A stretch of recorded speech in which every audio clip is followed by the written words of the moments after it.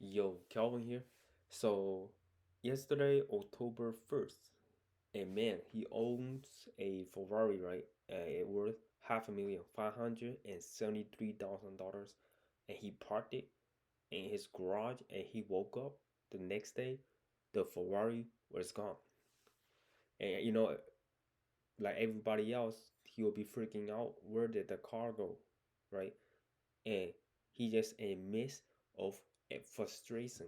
He remembered that he does have AirPods inside that Ferrari. Keep in mind that car is half a million and there's no way to track it, right? There's no tracking. You don't even, I don't know if I have an app or not, but I own a Tesla. You can track the Tesla on the app, but the Ferrari you cannot track it, right? So he remembered that the AirPod can actually track the Ferrari. So he opened the app and he found that the Ferrari is in by a gas station. So this happened in Connecticut. So he immediately contacted the police, telling him that hey, my Ferrari has been stolen, and I know where he is exactly located. So thanks to the AirPods, the police was able to locate the criminal, right? And when the police located him, he immediately kind of ran on foot, trying to get away from the car. But there's no hope because literally like maybe 4 or 5 police officers showed up, and he was nowhere to go. Stealing a Ferrari that worth $575,000, that take a lot of guts too. Like that is a very hard like thing to do. Like when you steal a Ferrari, like how do you even register it because you technically don't have the title in it or the driver's license? You gotta do a lot of stuff to make it yours and you possess it, right?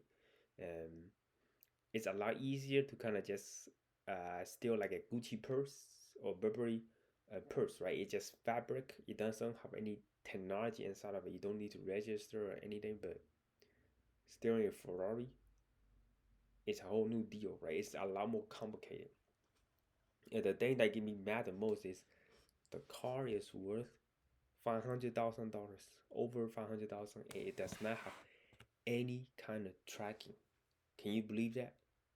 The Tesla I bought $44,000, which is almost 11 times the price of a Ferrari, and it can track. Uh, you can do full self driving. You can also tell me where the how fast the car is going if I leave it to let someone else's drive it. So in my opinion, I can get a lot of rage on this comment, but here we go. In my opinion, buying a Ferrari is buying an outdated phone, but it's fast, right? An outdated phone that doesn't can really let you go on the web, watch YouTube video, watch Netflix, right? You buy a Tesla as I buy a iPhone instead of a flip phone because you can use it to like track your stuff, track how fast you're going, and go to watch Netflix and stuff. Yeah, so who would you want? Like, would you want a Ferrari that you cannot track? But it goes really fast, and it's really easy to steal. That's the thing, right? It is very easy to steal, cause you can't really steal a Tesla. How do I know? Well, every time I open the door and goes back in, I have to punch in a passcode. When I punch in the passcode, and it actually unlock. It kind of like a phone, right? You open it and you gotta punch in the passcode, in order for it to be unlocked, right? For Ferrari, all you need is the key.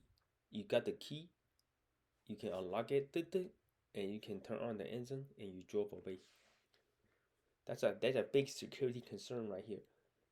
If nobody really ever steals a Tesla, people steals like a Toyota or Nissan or a Mercedes because all you need is a key to turn on the vehicle. For a Tesla, you use your phone, right? But I know like here's another side of argument like buying a Ferrari, right? Your social status, right? Everybody knows that Ferrari costs a house, like literally 250,000 to 500,000 to $1 million. Least expensive you can buy is maybe like at least $200,000.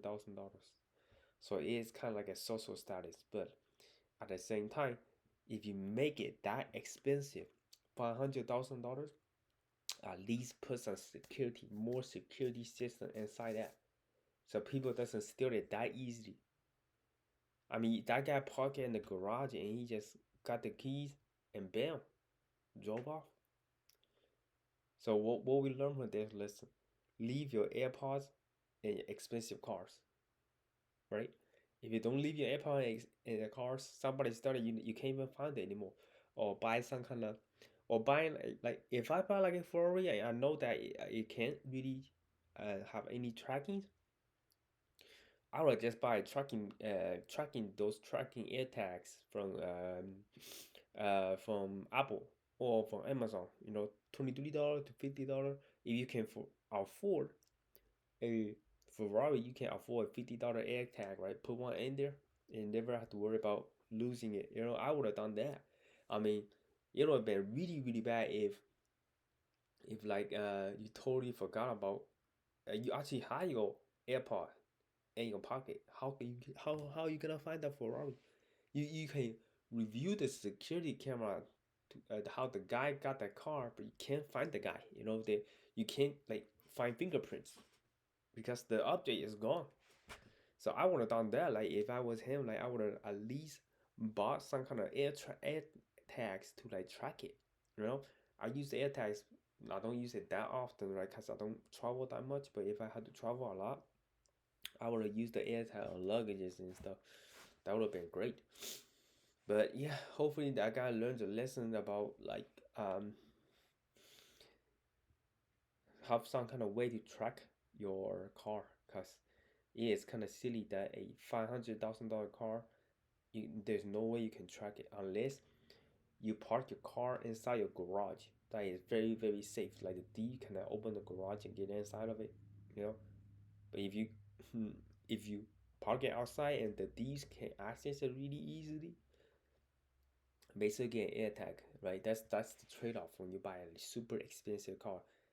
That thief can get the car, sell it to a black market, and that guy is set for life. He just buy a house and pay it off with all cash. Never know what they're gonna do, right?